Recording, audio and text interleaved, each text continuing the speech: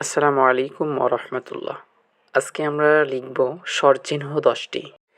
যারা নিয়মিত লেখা শিখতে চান বা বাসায় ছোট বাচ্চাদেরকে লেখা শেখাতে চান, তারা অবশ্যই চ্যানেলটি সাবস্ক্রাইব করবেন।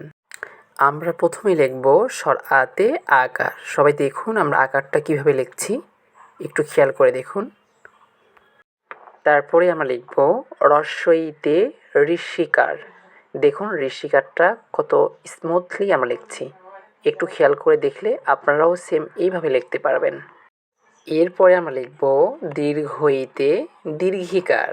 প্রথমে মাত্রা দিয়ে তারপর ওপর থেকে এইভাবে এনে এইভাবে দীর্ঘিকারটা লিখব আমরা।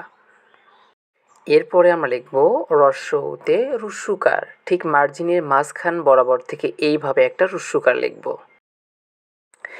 এরপরে আমরা লিখব দীর্ঘতে দীর্ঘকার। দেখুন কি সুন্দর করে দীর্ঘকারটা লিখলাম।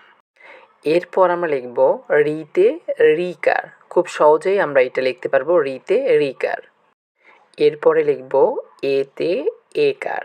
একটু খেয়াল করে দেখুন আমার হাতটা কোন পাশ থেকে কোন দিকে যাচ্ছে। এরপরে হয়ে গেল সুন্দর একটা একার। এরপরে আমরা লিখব ওইতে ওইকার।